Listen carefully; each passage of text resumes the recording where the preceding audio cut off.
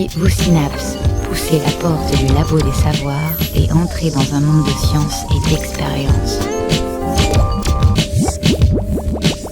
C'est le labo des savoirs.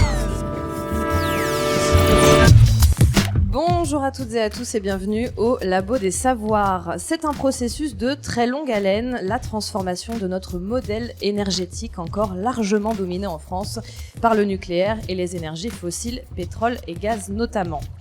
D'après le ministère de la Transition écologique et solidaire, la part des énergies renouvelables dans la consommation finale brute d'énergie est passée de 9,3% en 2006 à 16% en 2016. Cette mutation est un impératif pour respecter l'accord de Paris sur le climat signé en 2015 puis ratifié par la France et qui vise à contenir le réchauffement climatique sous la barre des 2 degrés à la fin du siècle.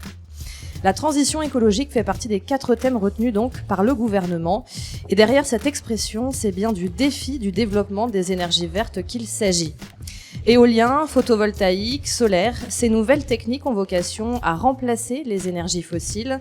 De la fabrication à la consommation de ces ressources, en existe-t-il une qui soit réellement propre ? Quelle réalité scientifique pour la transition écologique ? C'est le thème de cette nouvelle émission enregistrée au Muséum d'Histoire naturelle de Nantes dans le cadre de la Fête de la Science 2019. Aurélien Babary, bonjour. Bonjour. Vous êtes responsable de l'équipe énergie marine renouvelable au laboratoire de recherche en hydrodynamique énergétique et environnement atmosphérique de Centrale Nantes. C'est cela. C'est bien ça. Vous travaillez à la fois sur le développement des énergies marines renouvelables et sur la réduction des émissions polluantes associées au transport terrestre et maritime. Est-ce que vous pouvez nous expliquer un peu le lien entre ces deux volets de travaux de recherche ? Alors, c'est des choses qui se font dans le cadre du laboratoire dans mon équipe. C'est les énergies marines renouvelables principalement, pas tellement le volet transport. Voilà. Et donc votre question, c'était qu'est-ce qu'on fait dans l'équipe et dans le laboratoire de manière générale sur ces sujets-là. Donc, je vais principalement répondre pour les énergies marines renouvelables. Donc, les énergies marines renouvelables, c'est un sujet de recherche qui nous intéresse dans le cadre du laboratoire depuis une quarantaine d'années. Moi, j'étais tout juste né, donc c'était pas moi, mais c'était mes collègues. On a commencé à faire ça à la fin des années 70-80, en fait, au moment où il y a eu une première émergence des énergies renouvelables en général. Le solaire, l'éolien, ça a démarré à ce moment-là, avec les chocs pétroliers qu'on a appris à l'école, pour ceux qui sont pas trop vieux comme nous autour de la table.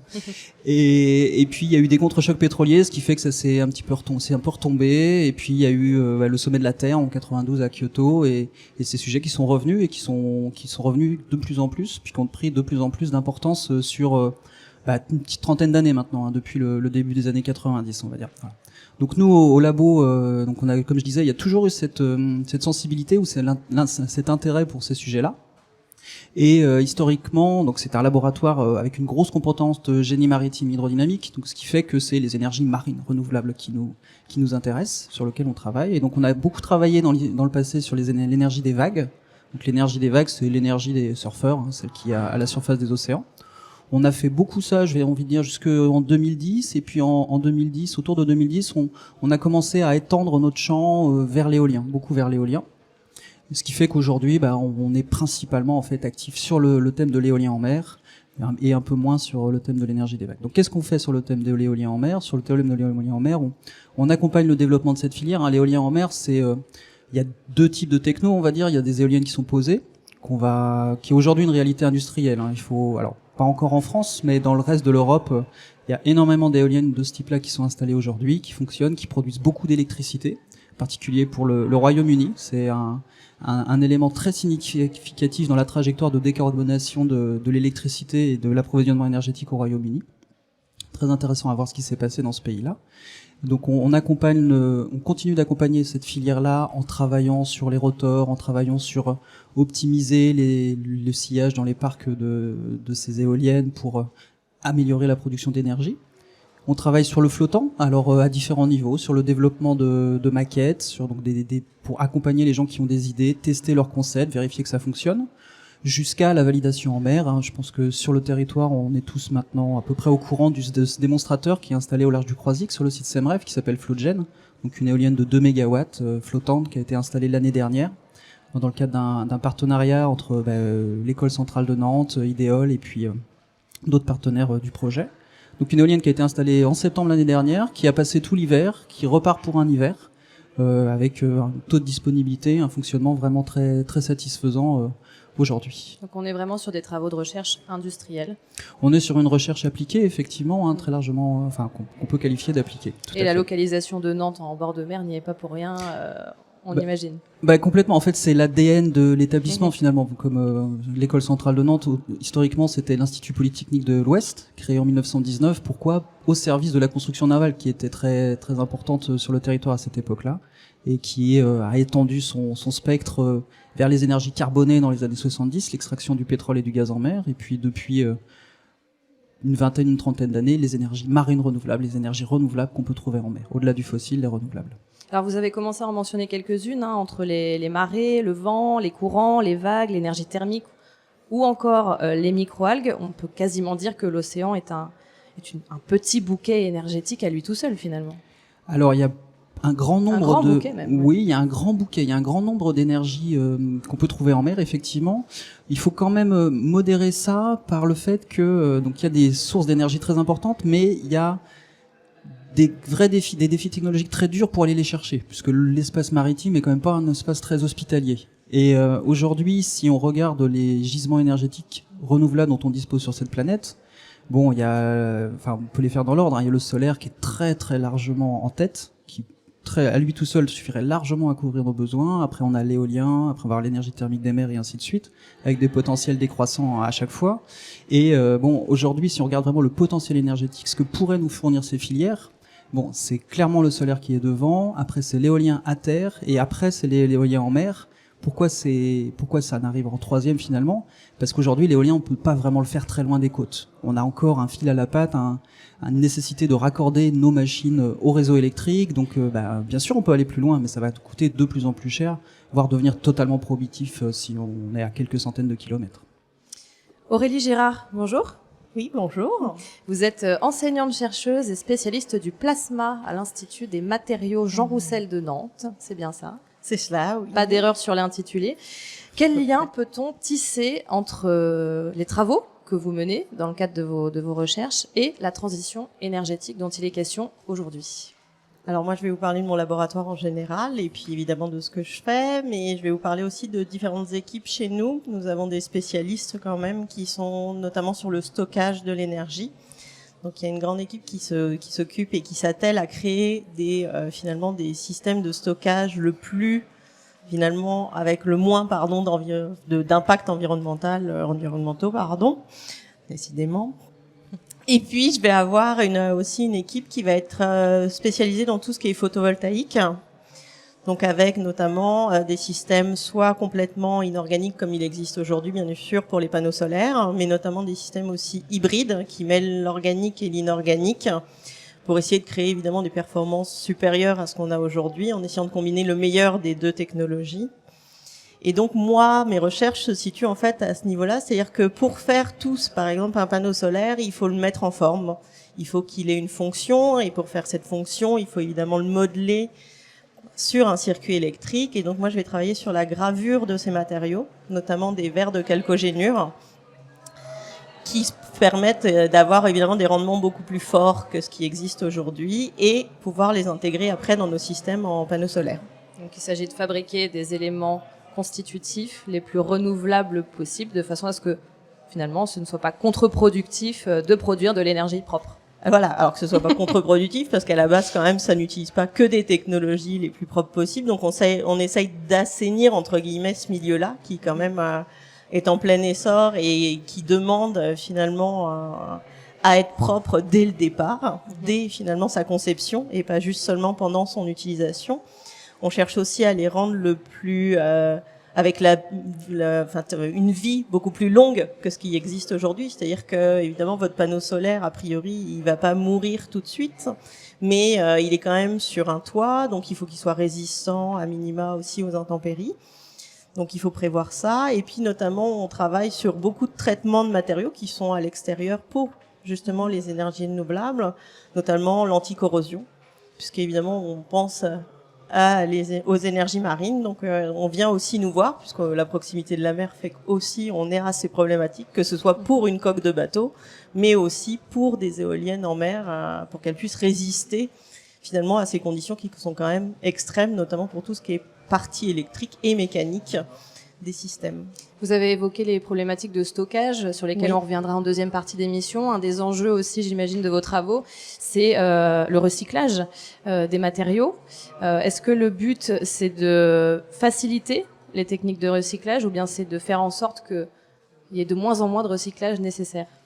Alors nous, on est plus sur cette dynamique-là, c'est-à-dire que dès le départ, avoir une conscience que ce qu'on fait doit être propre dès finalement son invention ou dès sa fabrication. Donc c'est des enjeux beaucoup plus difficiles encore, puisque nous, en fait, si on travaillait en aval, c'est-à-dire en faisant un objet, en essayant de le recycler, on est sur des choses qui sont de l'ordre du microscope, du micromètre ou du nanomètre. Et là, on sait très bien que ce sont des choses très très difficiles à aller rechercher, à aller séparer les uns des autres. Et donc là, le recyclage serait vraiment très cher ou quasi impossible en fait. Donc il faut vraiment travailler sur cette partie-là dès le départ. Aurélien Babary, le niveau d'exploitation, je ne sais pas si le mot est exact, le niveau d'exploitation des énergies renouvelables est-il le même pour les énergies marines que pour les énergies terrestres aujourd'hui ? Alors, le niveau d'exploitation, je suis pas tout à fait sûr. Le niveau d'avancement. Ah, le niveau d'avancement, le niveau de développement, Oui, voilà. de maturité de la technologie. Tout à fait. Alors, ça va dépendre des filières. On peut dire, donc sur l'éolien en mer, comme je le disais tout à l'heure, sur l'éolien posé, donc des éoliennes qui sont posées sur le fond ou qui sont plantées dans le fond, plutôt pour être plus exact. Là, comme on est sur une réalité industrielle, donc une filière industrielle avec des milliers d'éoliennes de ce type-là qui sont installées dans le nord de l'Europe essentiellement, un petit peu en Chine aussi, ça se développe également en Asie pas mal.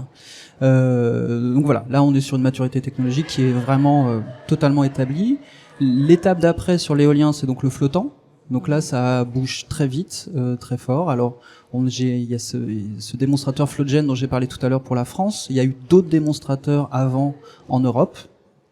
Il y a aujourd'hui déjà une ferme de ce type-là qui existe, qui est en fonctionnement depuis 2017 en Écosse, au large de l'Écosse. Donc avec 5 éoliennes de 6 mégawatts. Donc c'est vraiment des grosses machines et des performances énergétiques qui sont vraiment très très intéressantes. Vous disiez tout à l'heure, l'océan est finalement pas un milieu très hospitalier pour nous. Oui, ça va sans dire. Et ça explique aussi probablement qu'on ait moins de facilité. Enfin, finalement, c'est plus facile de travailler sur le terrestre. Tout à fait, oui, complètement. C'est une grosse difficulté, c'est sûr. Une question, et je vais m'adresser à tous les deux, donc répondra qui voudra. Est-ce qu'une énergie alternative, renouvelable, est forcément une énergie verte ? Moi, je pense que c'est intéressant d'avoir les deux réponses, peut-être, sur ce sujet-là. Je pense que quand on dit vert, je pense qu'il faut préciser de quoi on parle. Est-ce que c'est par rapport au climat ? Est-ce que c'est vert par rapport au climat ? Est-ce que c'est vert par rapport à l'utilisation de ressources minérales qui doivent être extraites du sous-sol et puis mises en œuvre via des procédés qui sont souvent énergivores ? Par rapport à des problématiques de recyclage, par rapport à d'autres impacts qu'il peut y avoir. Je pense qu'il faut vraiment... Ou des problématiques de fabrication. Il faut distinguer un peu tous ces aspects-là. Si la question c'est est-ce que c'est vert par rapport à l'impact climatique, la réponse elle est 10 ou 100 fois oui en fait aujourd'hui. C'est-à-dire que ces filières-là, que ce soit le solaire, l'éolien à terre comme en mer, ou les barrages hydrauliques, nos vieux barrages hydrauliques, ce sont des filières qui permettent de produire de l'énergie électrique avec un coût pour la planète, donc des émissions de gaz à effet de serre qui sont dans le pire des cas 10 fois inférieur à ce qu'on a avec du gaz, et dans le meilleur des cas sur les barrages hydrauliques, ce genre de choses, on est à 100 fois ou 200 fois même plutôt moins émetteur de gaz à effet de serre que du charbon. Donc je pense qu'il faut être vraiment très clair là-dessus. C'est une opportunité formidable par rapport à l'enjeu du réchauffement climatique. Après, il y a d'autres sujets qui sont effectivement le fait qu'il faut aller chercher des ressources dans le sous-sol pour les mettre en œuvre, que ça c'est des procédés qui peuvent être polluants selon la manière dont on le fait. Donc effectivement, quand on le fait dans des pays avec des normes environnementales qui sont pas les normes européennes, il y a des impacts qui sont pas souhaitables, on va dire, qui sont pas acceptables, en tout cas pour nous Européens. Mais c'est pas une fatalité, je veux dire, c'est parce que c'est fait dans des pays où la réglementation elle n'est pas à nos niveaux. Si on le faisait en Europe avec notre réglementation européenne, ça serait certainement beaucoup moins problématique. Aurélie, vous souhaitez ajouter quelque chose? Oui, alors moi c'est vraiment je suis plus sur la partie fabrication, bien évidemment, donc j'ai plus un avis là-dessus. Donc évidemment, nous, ce qu'on souhaiterait, et dans l'idéal, c'est évidemment la partie utopique, c'est utiliser des matériaux qui ne sont pas en train de disparaître finalement de notre planète, mine de rien. Et là, je suis d'accord, il faut les extraire du sol très souvent, mais il y a aussi toute la partie mise en forme, nous qui nous intéresse énormément, parce que si ça, finalement, on utilise beaucoup d'énergie pour créer des nouveaux matériaux qui vont être verts, il faut aussi qu'on ait une balance avec son utilisation et sa durée d'utilisation qui vont être en jeu. C'est là que ça devient très très intéressant pour le coup, même si au départ, évidemment, on se dit, bah voilà, c'est pas forcément le plus green qu'on aimerait ou le plus utopique. Parce qu'évidemment, pour avoir des performances aussi, pour que ce soit rentable après à long terme, on va aller chercher des matériaux, évidemment, ressources qui ont soit une extraction pas très sympathique, soit un mode de mise en forme qui, là aussi, vont poser des problèmes énergétiques, puisqu'évidemment, il y a des matériaux qui vont être très faciles à travailler et d'autres beaucoup moins, ou qui vont utiliser beaucoup de produits pour leur élaboration.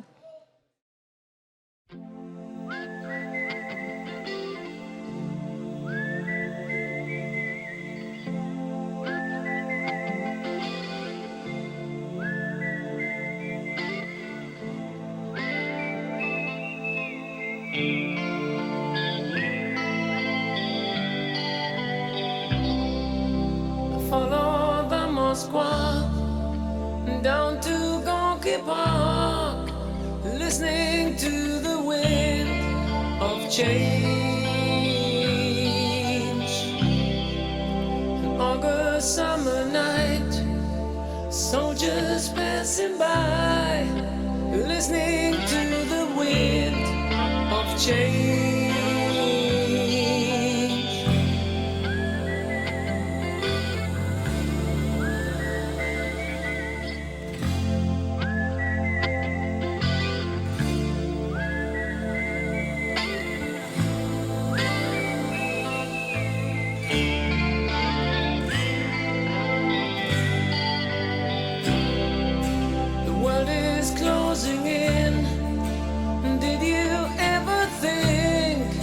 That we could be so close, like brothers. The future's in the air, can feel it everywhere. I'm blowing with the wind of change.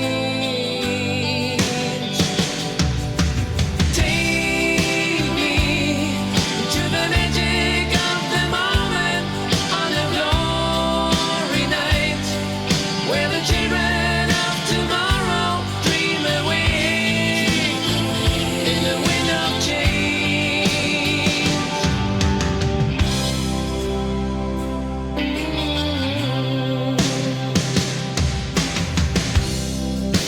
Walking down the street, distant memories are buried in the past forever.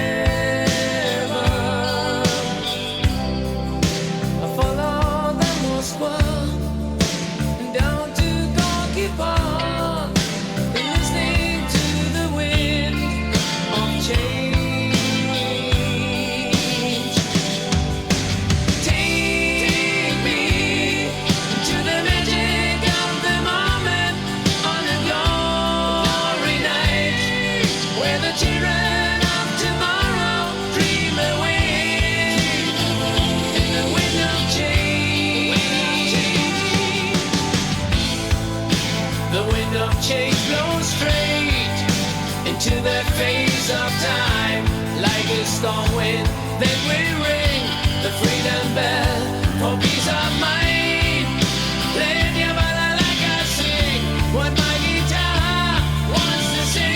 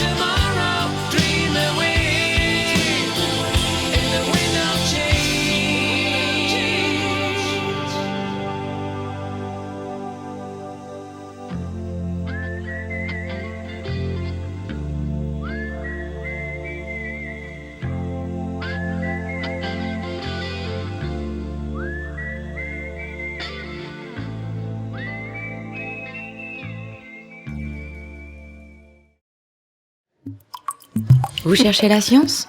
Ne quittez pas, ne quittez pas, ne quittez pas. De retour sur notre plateau spécial Fête de la Science, en compagnie d'Aurélien Babary, enseignant-chercheur à Centrale Nantes, et Aurélie Girard, enseignante-chercheuse à l'Institut des matériaux de Nantes. Produire de l'énergie, c'est une très bonne chose, mais l'un des autres grands défis de la transition énergétique et écologique réside dans un autre problème, le stockage de cette énergie. Valentin Brochet. Et oui, car là où un bidon de pétrole est un support de stockage facile à appréhender et clairement renouvelable, les moyens de stockage de l'énergie sont largement plus complexes. Et bien qu'ils connaissent un boom de développement ces dernières années, le défi de l'emmagasinement d'énergie reste épineux et crucial pour la transition énergétique. Rappelons le fonctionnement de l'énergie, puisque si tout le monde voit qu'en branchant son chargeur sur une prise de PC, il fonctionne, peu de personnes savent ce qu'il se passe entre ces deux acteurs. Parlons donc de l'électron, cette particule constitutive des atomes est directement responsable de l'énergie dont nos appareils électriques raffolent. Un électron, pour faire simple, c'est une microscopique charge négative, souvent comparée à une bille, et qui, en se déplaçant le long d'un fil à une vitesse proche de celle de la lumière, est transmise à votre appareil, qui l'utilisera dans son mixeur à magie électronique et vous permettra d'écouter cette émission en podcast sur le site du Labo des Savoirs, par exemple. Et si l'on remonte le long du fil qui conduit votre PC à la prise, que l'on suit le câblage complexe qui fait le réseau neuronal invisible de nos existences numériques, nous pouvons remonter jusqu'au phénomène qui a fait naître notre ami l'électron. Que ce soit une centrale nucléaire, un barrage, une éolienne, une usine à charbon ou un groupe électrogène, la plupart de notre énergie électrique provient d'une énergie mécanique, la même que celle que votre bras produit en tournant désespérément cette lampe de dynamo au camping. Dans les vraies centrales, l'évaporation ou le passage d'eau dans un conduit va entraîner une turbine qui convertit cette énergie en électricité. Et c'est ainsi que naît notre électron. L'un des problèmes réside dans le fait que la force qui fait tourner cette turbine doit être la plus respectueuse de l'environnement, c'est ce que nous nous efforçons de faire avec les éoliennes ou les barrages, mais ce dernier engage une autre problématique, à savoir le stockage des électrons. Car je ne sais pas si vous avez déjà vu un électron courir, c'est fort probable, mais ça va vite, ça va vraiment très vite, et il faut donc trouver un moyen de le capturer avant d'en avoir l'utilité. Avant de continuer, il faut comprendre la notion d'énergie commandable et non commandable. Une énergie commandable est une énergie qui peut être générée n'importe quand, à l'inverse d'une énergie non commandable qui dépend d'un facteur environnemental. Si une centrale à charbon peut augmenter la quantité d'énergie produite en hiver sans problème, on ne peut pas forcer le vent à souffler davantage lorsque tout le monde allume son chauffage. Il y a donc une différence, Valentin, entre les méthodes de production renouvelables et les centrales à charbon ou autres centrales EPR, c'est l'optimisation de l'énergie. Et cette différence entraîne une demande croissante de moyens de stockage à mesure que la part d'énergie renouvelable, majoritairement non commandable, augmente. Il faut savoir que nous nous heurtons à un problème de taille, la rentabilité. Car pour une certaine énergie engagée dans le stockage, seule une partie sera réutilisable. Pour comprendre cela, parlons du premier moyen de stockage de l'énergie, les STEP, pour stations de transfert d'énergie par pompage. Le principe est simple, pomper l'eau d'un réservoir vers un bassin plus en hauteur en période creuse pour la relâcher dans un conduit lorsque l'on en a besoin, le soir quand tout le monde allume la lumière par exemple. La canalisation entraîne une turbine qui va produire de l'énergie supplémentaire. L'énergie est donc stockée sous une forme on ne peut plus matérielle, l'eau. Cette méthode est relativement rentable, de 75 à 80%, mais vous comprenez bien que pour pomper l'eau, on utilise de l'énergie, qui n'est certainement pas restituée intégralement par le relargage d'eau. Elle reste la plus utilisée pour subvenir à la demande énergétique en hiver. La seconde méthode est celle que nous connaissons le plus, la batterie. Ici, plus d'eau, mais des réactions d'oxydoréduction chimique, et nos batteries sont des assemblages la plupart du temps de lithium, de cathode et d'anode. Et par un procédé chimique de niveau approximativement 4e, mais pourtant très complexe, nous permet d'utiliser tous nos appareils. Pour faire simple, la réaction d'oxydoréduction est une réaction transformant un matériau A en un matériau B par migration des électrons. Dans une pile alkylée classique, la réaction ne va que dans un sens, mais dans un accumulateur, il est possible de renverser le phénomène. Lorsque vous branchez votre batterie sur un appareil lithium, sur un appareil électronique, le lithium va lâcher ses électrons qui vont, en se baladant dans votre appareil, le sustenter en énergie, avant d'aller se fixer ailleurs sur la batterie. Lorsque vous rechargez votre batterie, les électrons vont retourner sur le lithium, qui est à nouveau plein d'électrons pourra les renvoyer la prochaine fois. Ce mécanisme complexe est dans l'air du temps puisque pas plus tard que mardi dernier, John Goodenough, Stanley Whittingham et Akira Yoshino ont reçu le prix Nobel de chimie pour cette découverte et son amélioration, menant aujourd'hui à une autonomie de 17 heures sur les dernières générations de téléphones. Cette méthode de stockage est mobile et ergonomique, un critère essentiel dans le développement des nouvelles technologies.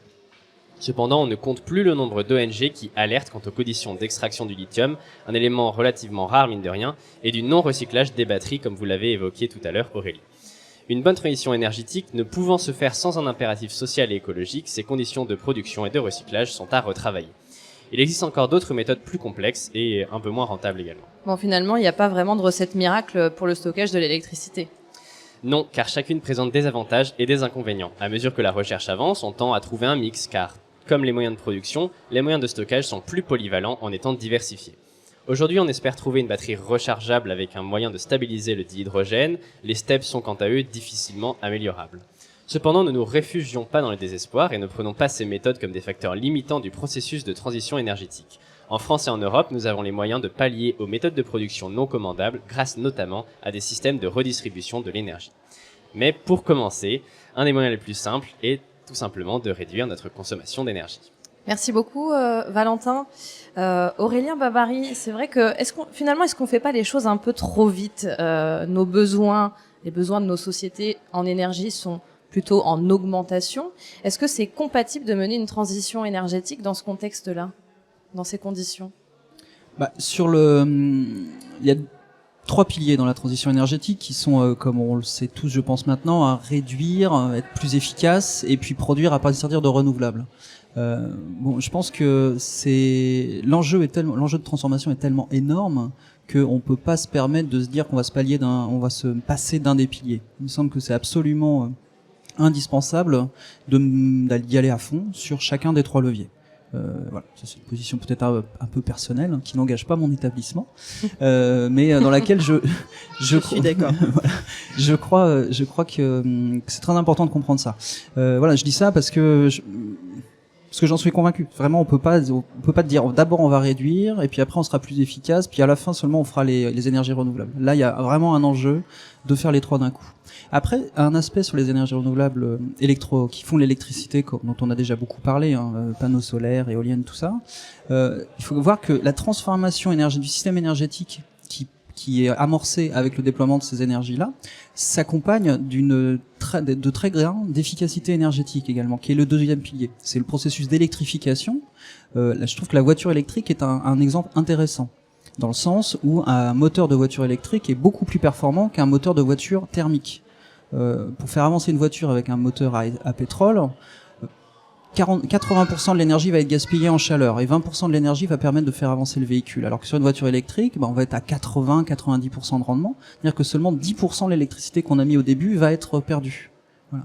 Et donc, quand on passe, alors il y a d'autres sujets sur la voiture électrique, mais simplement d'un point de vue énergétique, si on dit qu'on va faire le transport avec des véhicules électriques, on va avoir besoin de beaucoup moins d'énergie pour pouvoir rendre le même niveau de service. Et donc ça, par rapport à la tendance à l'augmentation de la consommation énergétique dans le monde, c'est une vraie réponse où ça va permettre de la freiner très considérablement, voire de l'orienter à la baisse en fait. Après, qui dit électricité dit, en France en tout cas, nucléaire, et qui dit nucléaire suppose d'autres enjeux écologiques. Sur le nucléaire, il y a beaucoup de débats.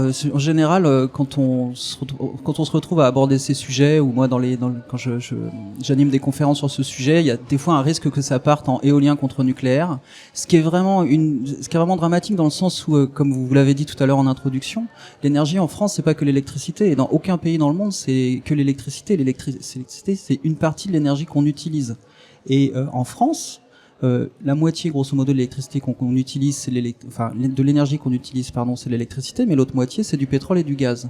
Et de mon point de vue, la transition énergétique, peut-être, c'est avant tout se poser la question de comment on va faire pour se passer du pétrole et du gaz, ou trouver du pétrole et du gaz qui soit neutre climatiquement, donc dans lequel le dioxyde de carbone est soit capturé, soit réinjecté dans le processus pour refaire des carburants renouvelables. Mm-hmm. Vous avez évoqué justement cette transformation des systèmes énergétiques. Est-ce que aujourd'hui, une des questions qui se pose aussi, c'est pas la question des réseaux de distribution, et est-ce que ces réseaux de distribution de l'énergie, ils sont en capacité de s'adapter à différentes sources d'énergie?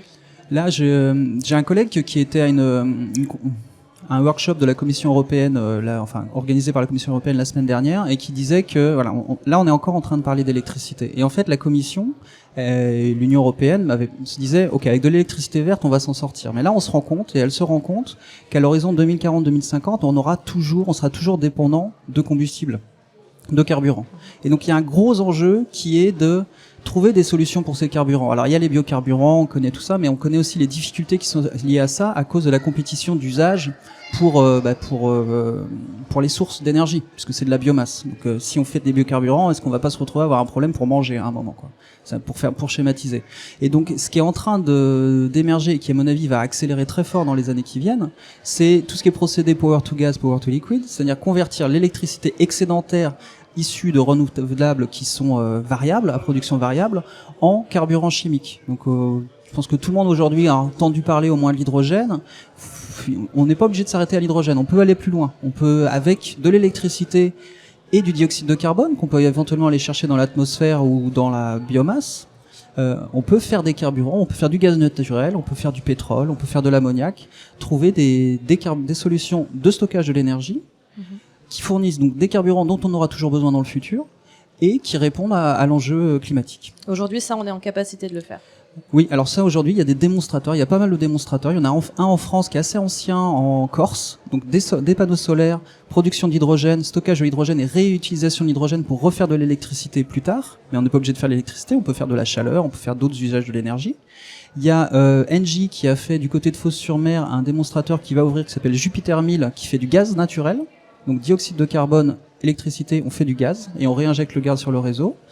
Il y a en Finlande un projet qui s'appelle Solitaire où là c'est carrément du pétrole, des hydrocarbures qui sont faits. Donc où on produit pour produire le pétrole, on a besoin d'autant de dioxyde de carbone qu'on va remettre dans l'atmosphère quand on aura brûlé le pétrole. Donc on peut vraiment avoir une économie circulaire de dioxyde de carbone. Et d'autres exemples comme ça, c'est des choses qui sont vraiment en train d'émerger là. Et qui sont des étapes avant de faire mieux, hein, parce que c'est quand même pas l'idéal d'un point de vue écologique. Pourquoi c'est pas l'idéal du coup ? Je pose la question. C'est formidable à partir du moment où on arrive à faire... Le problème, c'est les gaz à effet de serre. Et donc là, c'est le dioxyde de carbone. Si on arrive à fermer le cercle, c'est-à-dire que si on a un carburant qui nécessite autant de dioxyde de carbone à produire que celui qui sera émis lorsqu'on va relâcher l'énergie, lorsqu'on va le brûler, alors on n'a plus de problème. On va arrêter d'augmenter la concentration de dioxyde de carbone dans l'atmosphère. On résout vraiment le problème. Aurélie Girard, on parle de distribution, de stockage. Quels espoirs, peut-être que le mot est un petit peu trop, peut-être qu'on s'emballe. Non, faut qu'on rêve, Voilà, rêvons. Quels espoirs peuvent susciter dans cette optique les nanotechnologies ? Alors, pour les nanotechnologies, le stockage, ça va être évidemment d'améliorer cette rentabilité de stocker. C'est-à-dire que on va évidemment stocker cette énergie et on sait très bien qu'il va y avoir une perte, ou en tout cas, il va y avoir plusieurs étapes sur tout le circuit où vous allez perdre de l'énergie, que ce soit sous forme de chaleur pour la voiture, peu importe. Pour des circuits électroniques, c'est le cas aussi. Ça chauffe, votre ordinateur il chauffe. Ça, c'est de l'énergie perdue, si on veut faire simple. Le but du jeu, c'est essayer de plus avoir ces espèces de fuites sur le circuit pour qu'il soit vraiment le plus parfait possible et qui serve vraiment, finalement, à l'utilité première, ce qui est de charger votre téléphone ou peu importe, mais en tout cas, ce qu'on veut qu'on veut consommer et de façon la plus propre possible. Donc là, on va avoir beaucoup d'avancées technologiques, notamment sur les batteries électrochimiques. Évidemment, il y a les batteries au lithium.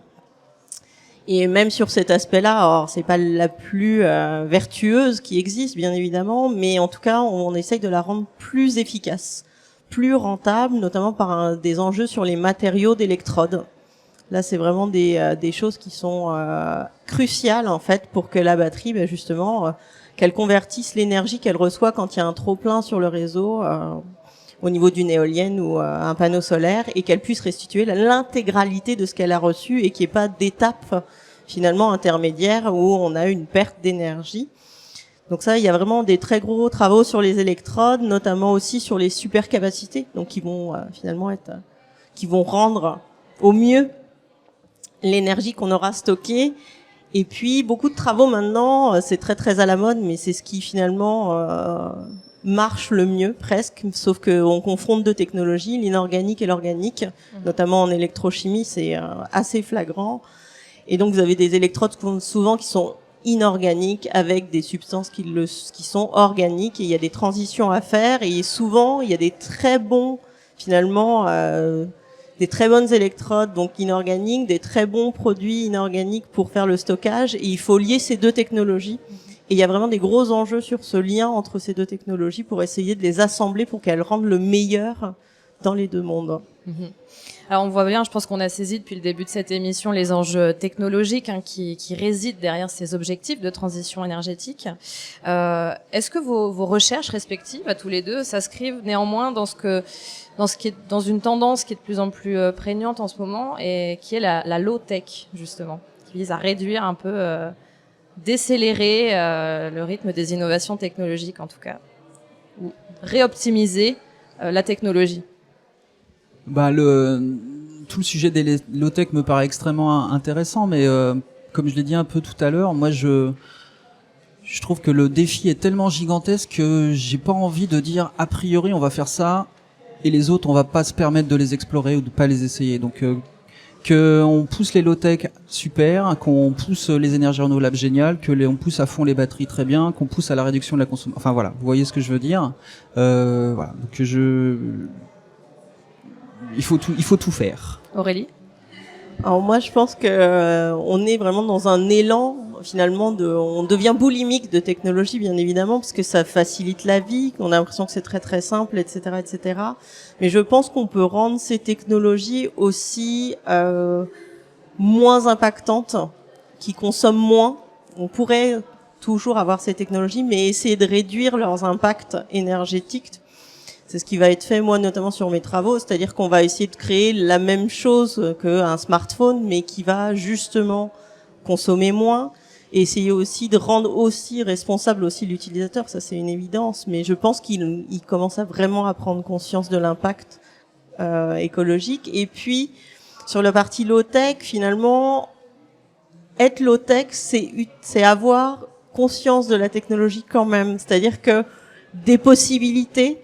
Et pour moi, c'est de l'optimisation de technologie, c'est-à-dire aller à l'essentiel de ce qui vraiment est nécessaire au niveau technologique.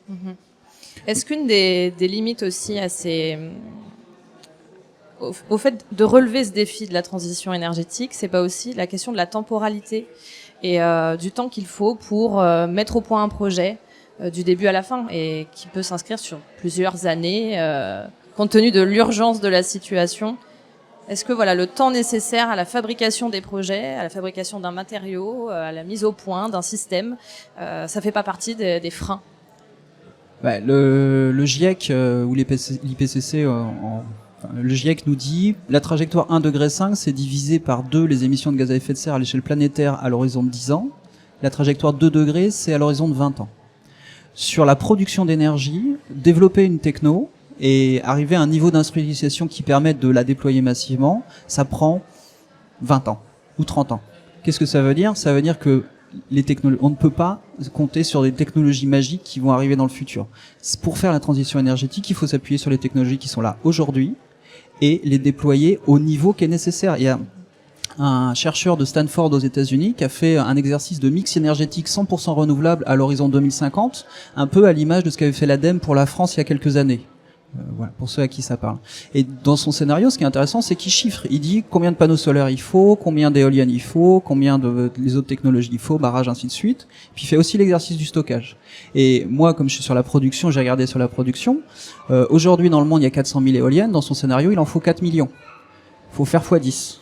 Sur les panneaux solaires, il faut multiplier la capacité installée par 60, je crois. Ou non, pas par 60, par 400. Voilà. Donc c'est ça le défi. C'est ça le défi. C'est ce passage à l'échelle, cette accélération gigantesque. Alors du coup, l'étape d'après, on peut s'amuser à regarder est-ce qu'on est sur la bonne trajectoire, puisque sur les énergies renouvelables, sur la production, on a une accélération très très forte avec des taux de croissance à 2 chiffres depuis 20 ans. Et donc on peut regarder si on prolonge ces trajectoires, est-ce qu'on y arrive ou est-ce qu'on n'y arrive pas. Sur le solaire, on y arrive. Sur l'éolien, on n'est pas loin. Donc on peut, si on dit on arrive à continuer à croître de manière complètement folle sur ces secteurs-là, on peut y arriver.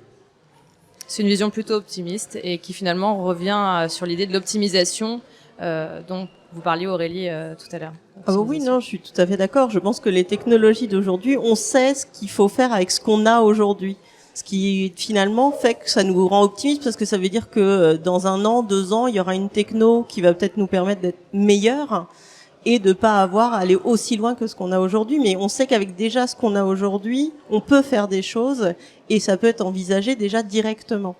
Et donc, ça veut juste dire que dans les années, grâce aux laboratoires et autres institutions et industriels qui ont de la bonne volonté, on peut espérer que ça aille soit plus vite, soit avec une techno justement qui va nous appuyer cette technologie déjà existante.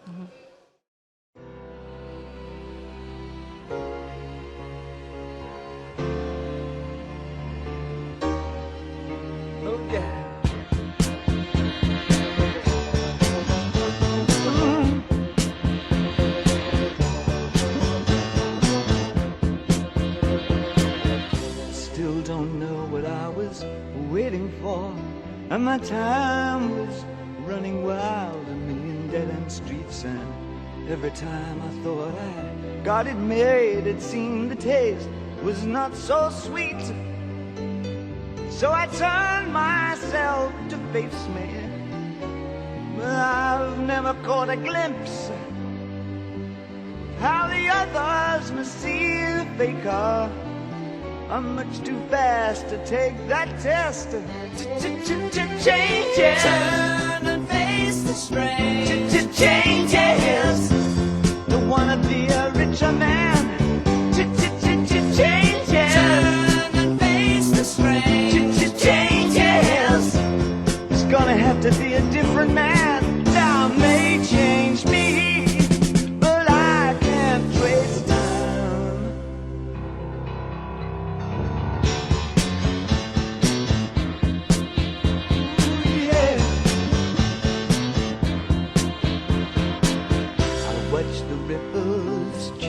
Sides, but never leave the stream of warm and permanent sand. So the days float through my eyes, but still the days seem the same. And these children that you spit on as they try to change their worlds are immune to your consultations. They're quite aware of what they're going through. Changes. Turn and face the strain. Changes. Don't tell them to blow up out of it. Changes. Turn and face the strain. Changes. Where's your shame you've left us up to our next event? Time may change me. You can't twist time. Strange fascination.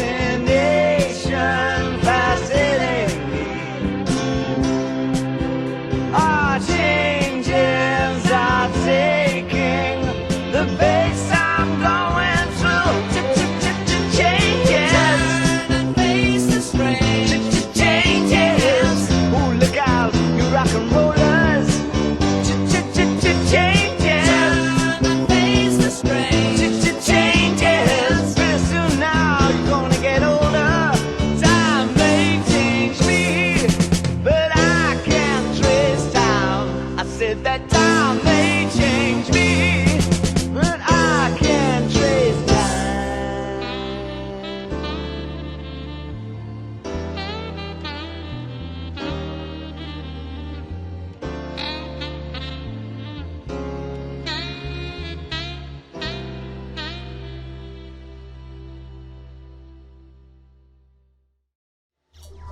Bienvenue au Labo des Savoirs. Attention, recherche en cours. Nous avons évoqué précédemment les problématiques technologiques, les problématiques temporelles, la concurrence des acteurs scientifiques et économiques. Alors là, je parle évidemment des fournisseurs d'énergie déjà en place. Ne nuit-elle pas, elle aussi, finalement, Aurélien Babary, je pense que vous allez avoir un avis sur la question. Est-ce que cette concurrence entre acteurs économiques et acteurs scientifiques ne nuit pas à la, j'allais dire, à l'émancipation de ces recherches qu'on a sous la main, et donc à la transition énergétique? Je sais pas si vraiment c'est une concurrence entre les acteurs scientifiques et économiques, ou alors dans scientifique il faut également impliquer l'industrie qui développe l'industrie des renouvelables aussi. Et ça peut faire bizarre peut-être à certains des auditeurs de dire industrie des renouvelables, où on oppose industrie, renouvelable, industrie c'est forcément mal et renouvelable c'est bien, et du coup on peut pas mettre les deux ensemble parce que ça va pas. Non, aujourd'hui il y a une industrie des renouvelables, il y a une industrie de l'éolien, une industrie du solaire, et qui sont des industries qui se veulent vraiment, pour les côtoyer, qui se veulent vertueuses. C'est assez intéressant de participer à des conférences ou des conférences ou des expositions de ces industriels-là, puisque eux sont vraiment très convaincus d'œuvrer pour l'intérêt général. Voilà. Et historiquement, moi, j'allais beaucoup à des industries, à des conférences ou des expositions de l'autre industrie, celle des fossiles. Je peux vous dire que c'est pas la même ambiance. C'est assez marrant. Il y a eu sur 20 ans une évolution de la motivation et des discours en tout cas dans le secteur des fossiles, où au début on niait le problème, après on a pris conscience du problème, mais finalement il est pas très important, puis maintenant quand même on réalise que en fait on est le problème et on sait pas très bien comment s'en sortir, quoi. Et donc en termes d'ambiance, ça fait une différence. Réduction de 75 à 50% de la part du nucléaire dans la production d'électricité dès 2025, soit en 10 ans. En 2050, division par 2 de la consommation d'énergie et division par 4 des émissions de CO2, forte contribution du solaire, de l'éolien terrestre et marin et de la méthanisation, développement de champions industriels français dans ces énergies renouvelables. C'était quelques-unes des promesses de la première version de la programmation pluriannuelle de l'énergie en 2015, il y a 4 ans.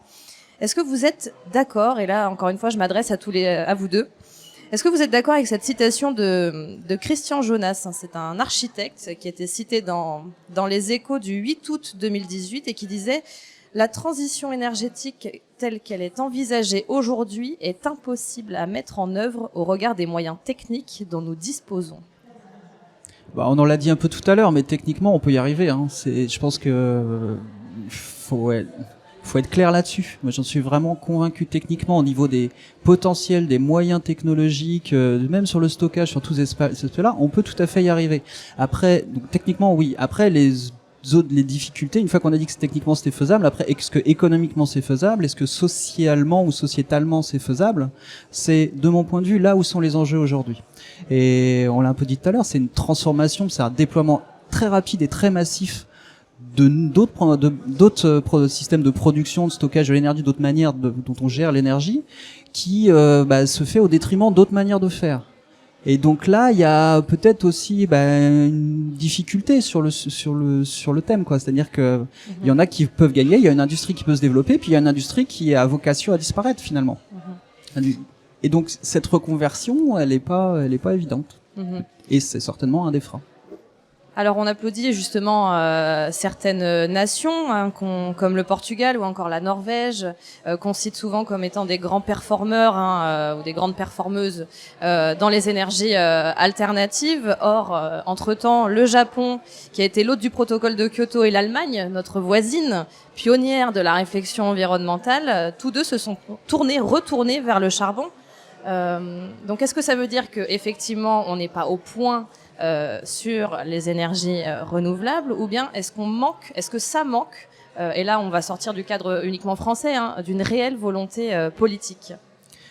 Alors déjà c'est une fausse idée, le fait que on consomme plus de charbon en Allemagne et alors au Japon je sais pas, mais en Allemagne qu'on consomme plus de charbon à cause des renouvelables. Ça c'est vraiment une fausse idée. Si on regarde l'évolution du mix électrique allemand, la consommation de charbon, elle est plutôt stable, voire elle est en train de baisser. Et la consommation d'énergie électrique en Allemagne, elle est plutôt stable. Voilà. Qu'est-ce qui s'est passé en Allemagne ? Il y a eu une décision d'arrêter le nucléaire, qui est une énergie décarbonée, et qui du coup fait que l'intensité carbone de l'électricité en Allemagne, elle est stable, plutôt tendance orientée à la baisse, mais plutôt stable sur les 10 dernières années. Donc qu'est-ce qui s'est passé ? Les renouvelables se sont beaucoup développés, mais ils ont simplement ils ont remplacé le nucléaire. Voilà. Mais c'est pas parce qu'il y a plus de renouvelables qu'on a besoin de plus de charbon en Allemagne. Ça c'est vraiment une idée fausse. Et du coup, je reviens à ce que je disais tout à l'heure faut regarder par exemple, un meilleur exemple, c'est de regarder ce qui se passait au Royaume-Uni. Au Royaume-Uni, c'était essentiellement du charbon, beaucoup de charbon pour la production d'électricité. Il y a 10 ans, ils ont décidé de faire des éoliennes en mer. Et aujourd'hui, ils ont beaucoup moins de charbon. Ils ont des émissions qui ont baissé de 30 ou 40% dans le secteur de l'électricité grâce à ça, grâce à ces renouvelables. Aurélie Girard. Ah oui, après aussi, il faut voir que la géographie joue énormément pour chacun des pays. C'est-à-dire que là, vous avez cité le Portugal, la Norvège, qui ont énormément de côtes, qui profitent évidemment d'un système éolien qu'ils peuvent développer, dont ils sont sûrs de la rentabilité. L'Allemagne, qui est en pleine transition, elle aussi, elle est plutôt continentale, enfermée, très peu de côtes. Donc je pense que le fait d'avoir fermé les centrales nucléaires, ils ont réussi à compenser par entre guillemets, le charbon et les renouvelables, mais ça joue énormément aussi. Chaque pays va trouver son rythme, va trouver aussi finalement l'énergie renouvelable qui lui convient. Et peut-être que certaines technologies vont aider des pays qui n'ont pas forcément une géographie évidente au premier abord, comme le soleil et le vent. Est-ce qu'une des clés finalement d'une transition pacifique, efficace, ce serait pas une meilleure synergie des différentes sources d'approvisionnement énergétique? C'est-à-dire pouvoir faire cohabiter effectivement les ressources en charbon, les ressources vertes, plus vertes, et de l'éolien, du solaire. Aujourd'hui, la production d'énergie à base de fossiles, c'est entre les 2 tiers et 80% des émissions de gaz à effet de serre. Donc ce secteur, enfin, si on veut tenir les enjeux climatiques, si on veut tenir les trajectoires qu'il faudrait qu'on tienne, il faut que ces secteurs ils décroissent très très très significativement. Voilà. Et donc ça veut dire que pour les gens qui sont employés dans ces secteurs, pour ces industries-là et les gens qui sont employés dans ces secteurs, qu'est-ce que ça veut dire? Ça veut dire qu'ils sont au chômage? Ça veut dire qu'il faut qu'ils se reconvertissent ou qu'ils soient au chômage.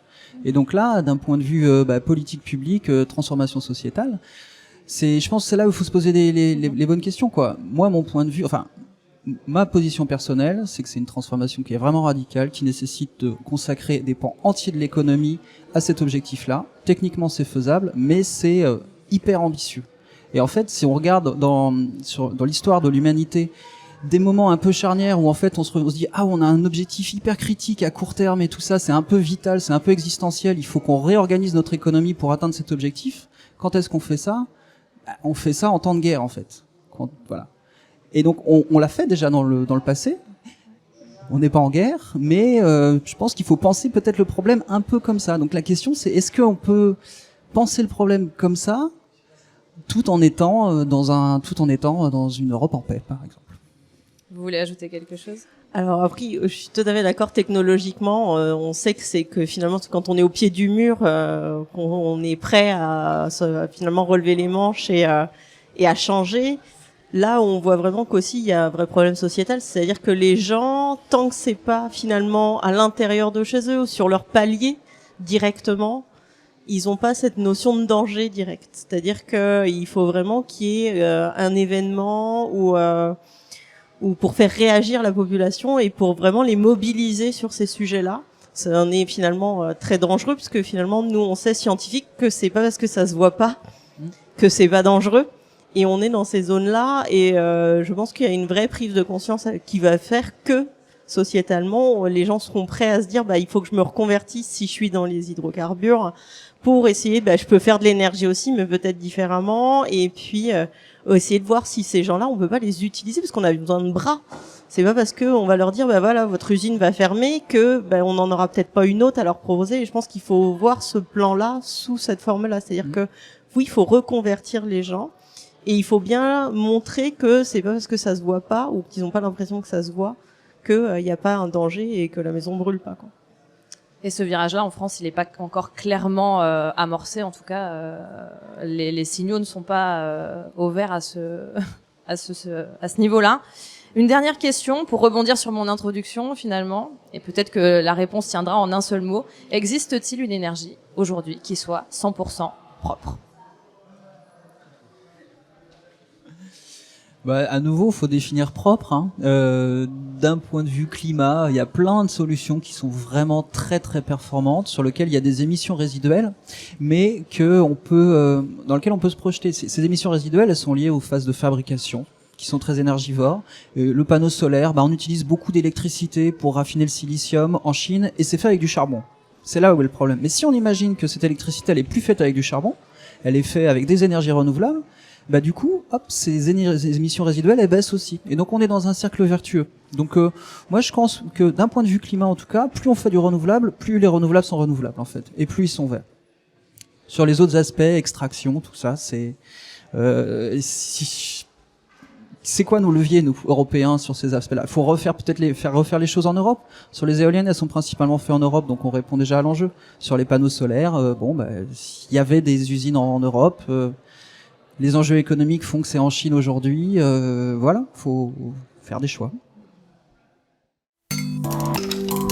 C'est bon à savoir, c'est bon de savoir, c'est le Labo des Savoirs.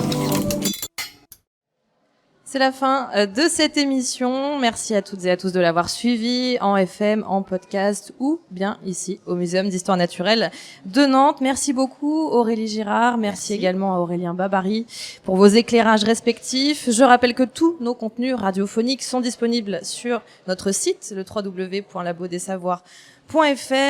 Je précise également que la bibliothèque scientifique du Muséum d'Histoire Naturelle met à disposition du public toute une série d'ouvrages consacrés à cette épineuse mais passionnante question de transition énergétique. N'hésitez pas à vous y rendre. À la semaine prochaine au Labo des Savoirs.